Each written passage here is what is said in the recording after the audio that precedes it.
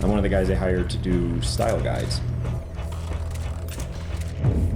When a new film or the Mandalorian series or seasons come out, you know, all that merchandise gets all this great artwork, and I'm one of a huge army of people doing it, but I'm one small facet of it that provides key art for t-shirts and backpacks and pinball machines.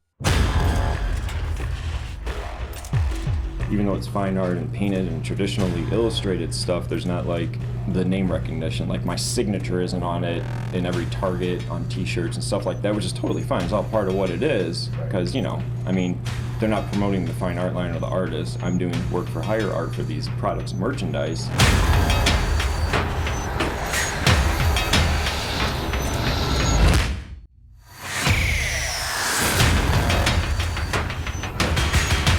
Everything that I've been working on now is still like kind of top secret and coming soon. Disney, as well as others, are, you know, they're releasing movies straight to streaming now.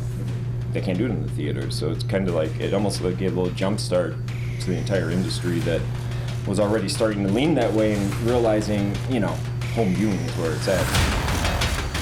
Because of the work that I do, whether it's for storybooks or toy packages, those projects are still going on, and a lot of the industry, that portion of the industry is almost getting ahead of the game to a degree on some things because everything else came to that screeching halt. It's all because of Star Wars.